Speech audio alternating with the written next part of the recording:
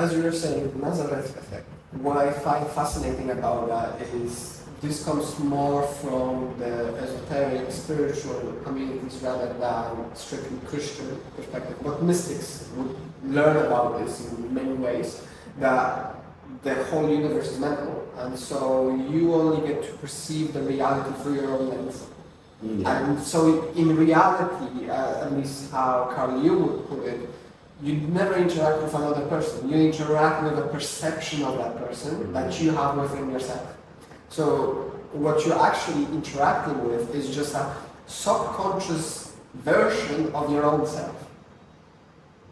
So let me reiterate that is, when I am talking to you, I do not talk to you as you are. I talk to you as I see you based upon what my values, my perceptions, my belief systems are. And so all of my shadows are projected onto you, but all of the light that I have is also projected onto you. So when you see that somebody is great, or somebody has a lot of light, or somebody is happy, you see this within yourself, and therefore you see it within another. But if you see that someone is, I can't recall one example, I don't know, just bad at something, something that you can criticize them for. I can't recall one example. And so that means you criticize that within yourself. And you're just projecting that. And so everything that you see in other people is a direct reflection upon that which is going on inside of you. Because the kingdom of God is within, right? So it's, the body is a holy temple, we have that holy light, we have that holy spark, and so it's all within us as well. So how we interact with this around us is a direct representation of what is going on inside of us. Yeah, that's so good. It's mirroring, right? Yeah, it's the mirroring effect. Yeah, exactly. I read a lot about this.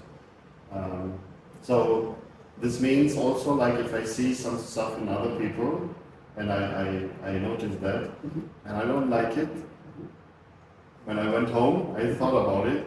Why do I don't like this? Because I don't like it in myself either. Yes. And that's also like a key, and a secret key to really learn how to grow, right? Do you have some light? Yes, of course. Yeah, now it's... Yeah. Oh, I can bring this lamp also if you need. I think it's good. Yeah, I think this is sufficient. Yeah, so I was saying, like, yeah, this is another key to learn to grow and to change into a better person, when you see things in other people, you don't like to think about it. Yeah, the way I see it is an aspect of responsibility. To respond with ability means you take accountability for whatever you see within the world. So you realize that you are responsible for whatever is going on within your world, which in my eyes is the story of Cain and Abel. Yeah. Where Abel was doing everything the best, Cain was not so inclined to do that, and as a result, instead of bettering himself, he killed what I would consider from the psychology perception, his higher self, the thing that a human can strive towards. But the moment you kill your higher self, so your potential self, that light that is the best version of you, well, you have nothing left but suffering for the rest of your life, because you don't get to die, because death would be actually a liberation. And so the only punishment for killing your higher self is you get to destroy everything that you touch. I've experienced that greatly in my life, especially when I was a teenager. I had the idea that I wanted to help, that I wanted to help someone, but every time I tried to help someone, I would make everything worse. And everything I would do would just blow up. But that was as a direct result of me killing my own higher version of myself, because I rejected it, I judged it, I said it's not okay to be me, and instead I started to walk a completely different path. And as a result, I was suffering greatly, and since I was suffering greatly, I was giving that suffering to everyone around me. Yes. Because we do not give what we want to give, we give that which we are. That's so true. That's so true. It's a very deep statement, and when it clicks for a person, So when you're angry, you give anger, you don't give happiness, even though you want to only give love and happiness to your spouse or your partner or whoever. If you're angry, you're only going to give anger. Because that's what's within you, and you can only give that which you cultivate within yourself. Yeah, that's so true. That's so true. That's so good. But can I go back to responsibility? Yes. Yeah. So this responsibility thing, for me, it still is a big topic. Mm-hmm. Like this changed my life. I mean, many things changed my life, but this thing, oh my God, this changed my life completely. Like nowadays, I even take responsibility for people's sake, for other people, what they do. I mean, if I can, I even go there and take the responsibility, like literally. But most of the time it doesn't happen that way, but it happened even here, when I came here, it happened. And I took the responsibility, even it wasn't my fault. And I learned to really, I mean, I advise people to start taking responsibility to start taking responsibility. Can I give an example? So, a friend of mine, his wife cheated on him, and he was really angry, right? He was also sad, and then he got depressed, and of course, maybe most of us will react, will be like, this girl, what has she done, whatever, right? And I talked to him a bit, and then the first thing I told him, when he was calmed down, of course, I said, okay, see, let's say, okay, she cheated on you, okay, so let's say 99% of this is her fault, because she cheated on you. But take at least 1% and look what was your fault in that. And he said, okay, yeah, I can do that. Okay, we started processing. Then we talked a bit, some days later, and then I said, okay, we talked, and then I said, okay, now let's try to take 10% of the responsibility of what she did. And she did 90%, of course, you 10.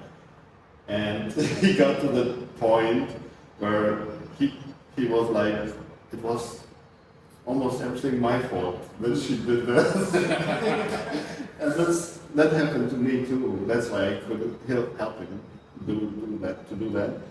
And this is such a big thing, because I told him, like, look, if people do something to you or whatever, right, and you take the responsibility, you can grow. If the other person stays that way or whatever, you shouldn't care about that. I mean, in the beginning, of course you should care about everyone, but I mean, in the beginning you shouldn't care about that. You should say, yeah, what can I do?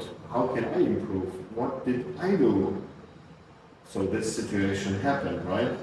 And this was, I can expand on this so much now, but starting to take responsibility for something, like you said before, right? We perceive people and we also act.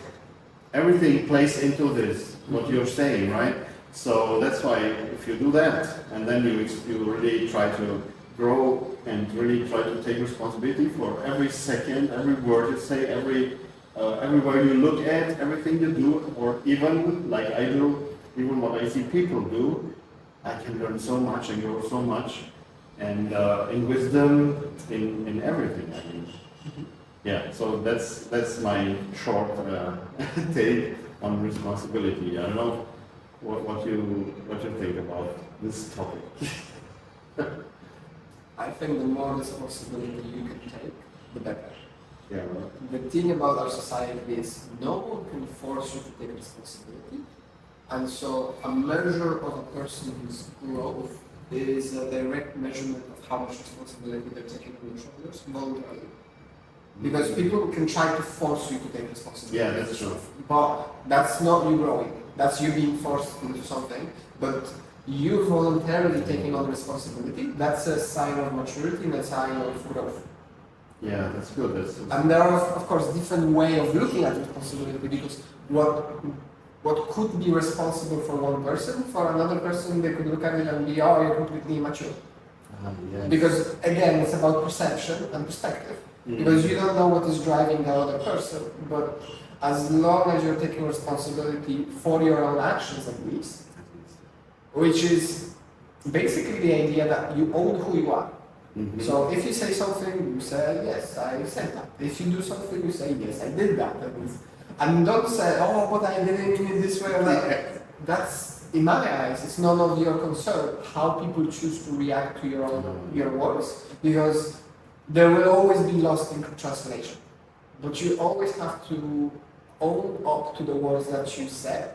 If you do that, not only will you become wiser, because you will start choosing the words that you're speaking, not just blabbering things out, but you're also going to grow in ways that you cannot even fathom, because you pay attention to what you said, and as a result you listen to yourself, and as a result you learn about yourself, and so you also know from a different perspective. Yes. And so, to fully address that point, in my eyes, responsibility is the number one measure for growth.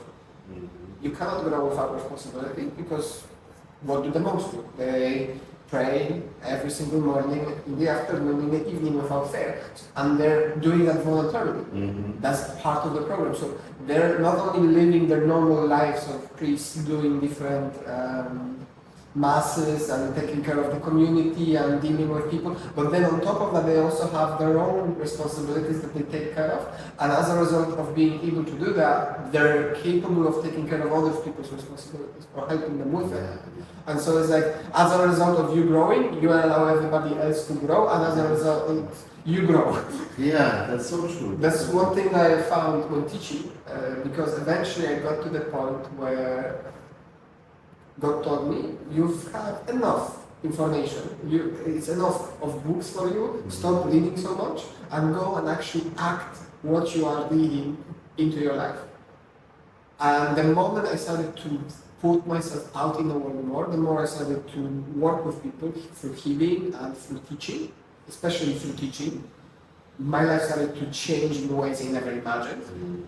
That would have never happened if I just kept reading the books and doing my practices, because our abilities are only useful insofar as we actually use them in the world.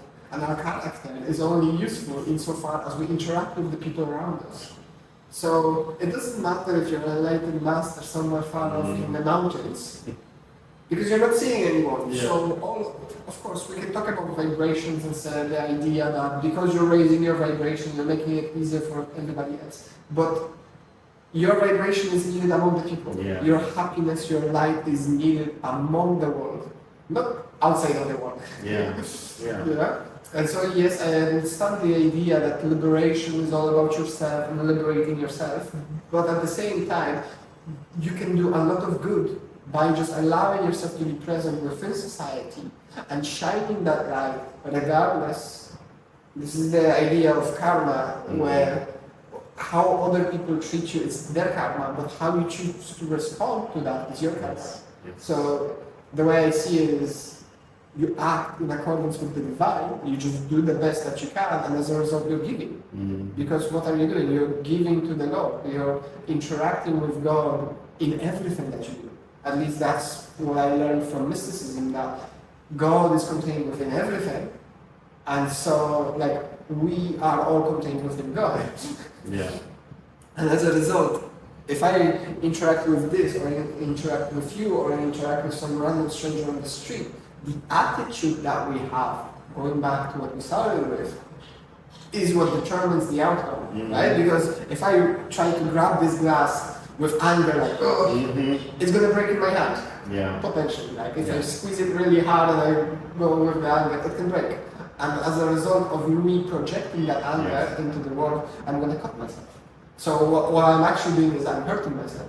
The way I see it, that which we give into the world is that which we get out of the world, right? So if you give anger, hate, sadness into the world, you're gonna be reaping what you sow. Right? Because going back to Jesus' parables, they're very beautiful stories, very simple, but they're so deep, so deep. And so anything that you give to this world, whether it be happiness, love, joyfulness, you're going to be receiving exactly that from your community, from everyone around you, because that's what you're giving. Yeah.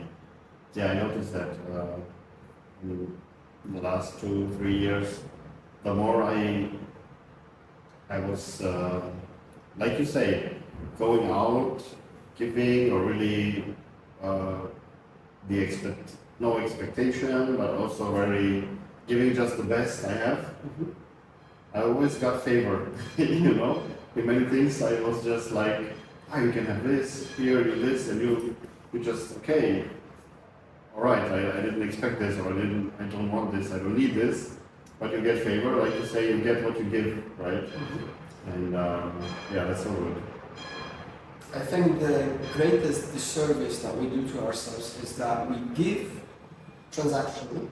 We do not give from the pureness of our heart. We give in order to gain favor, in order to gain something. Exactly. And so you make it into a transaction. And the moment you make it into a transaction, you have certain expectations. And the moment you have expectations, you will always going to hurt yourself. Yes. Yeah. Because the expectation is not going to be met because it was never voiced out.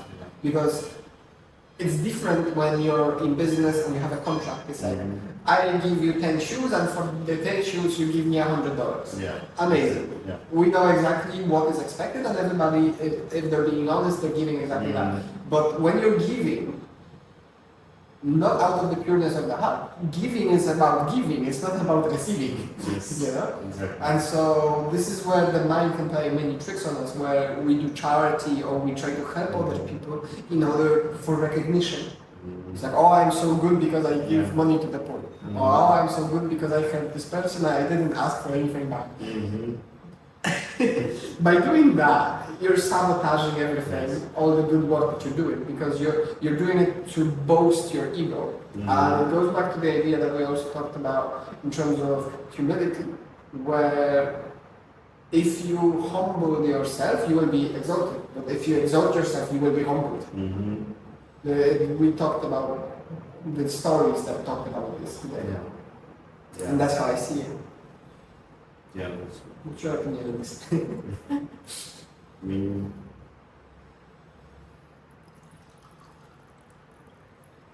mean, this is a whole topic on giving and receiving. And I talked about money with someone lately, and as a school teacher, I'd also like to reform school, because there are topics you don't learn in school which you in life need, right? And one big thing is money. There is no, I haven't found a school where, I mean, in Germany, I don't know in other countries, where you have, at school you have English language, you have mathematics and everything. But what about money, which you have to handle every day? What about death, which with which you will be confronted with, being it your grandpa, your whatever, right? And there are so many topics, but these just out of the top of my head, these big things nobody's talking about. I mean, when you grow up, and when you have parents and they don't have time, they also don't teach you about this. So, and thinking about money, or whatever you give, being it money, being some emotional thing, being helping people, right? It's energy you give, right? And energy will never be lost. Energy will go and go somewhere, but it's not, energy cannot be just disappear, right? And this is also with money and also with helping people. And to really learn this thing, to help give out of your heart without expectation, and not just understanding it, that I want to give without expectation, but really circumcise your heart, really going through things, really being tested to do this more and more. And even sometimes when I learned this, I even had the thought, okay, I should give this, and my heart said like, no, this hurts if you give this, I don't want to, and I did it anyway, you know? And maybe it wasn't out of my full heart, but I had to do this to feel the pain, to go through it. So my heart now is more circumcised. So when I go through the same situation, I don't feel that. I feel like I can even give more, and so free, right? And yeah, and and this is like how maybe people, I don't know if you think about the world as a matrix, a program matrix, or the universe, or God, or whatever.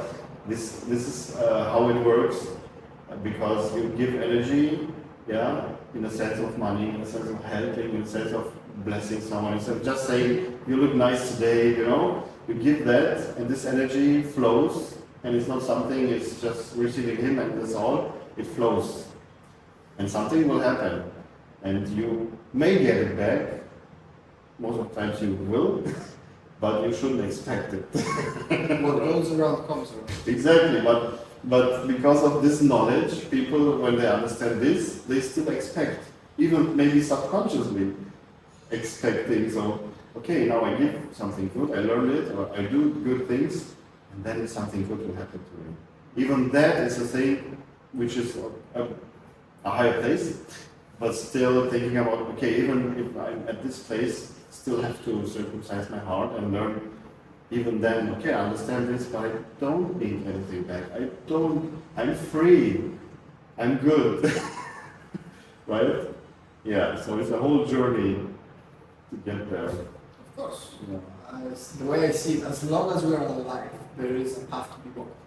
And as long as we're walking the path, there are going to be things that we're going to be realizing, there are things that we're going to be learning, and there are many different levels in which we can do that, of course. We can do it through pain, through love, through acceptance, through many different ways. But there is always going to be experience of life, and the experience of life is always going to be urging us to grow as people.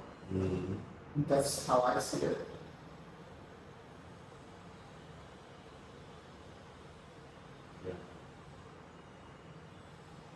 I think we can slowly end it here. Yeah? Okay. I think we're content. Just before you turn it off, do you want to share anything? Like what you do or who are you? Oh, me? Yeah, like the ending summary, like your socials or anything like this. What do you mean? I'll give you an example. Yes. So, thank you very much. My name is Mikołaj Dawidowski. I am a Christian mystic, and I perform energy healing for people, and I also teach in person and online as I travel around the world. So if you'd like to learn more about non-duality, energy healing, or working with energy and manifestation in general, you can check me out in the link in the description, where you will find my website or link to my YouTube. All right. So, I'm Samuel. I am a mental health coach. If you want to improve your life in any area of your life, being it community, being it finances, being in physical health, I'm coaching one-to-one, also online. Check it out in the description, and yeah, that's it. See you in the next one. Thank you very much for this amazing conversation. I really, really enjoyed it. Me too. And I hope in the future we'll make another one. Yeah, I hope too.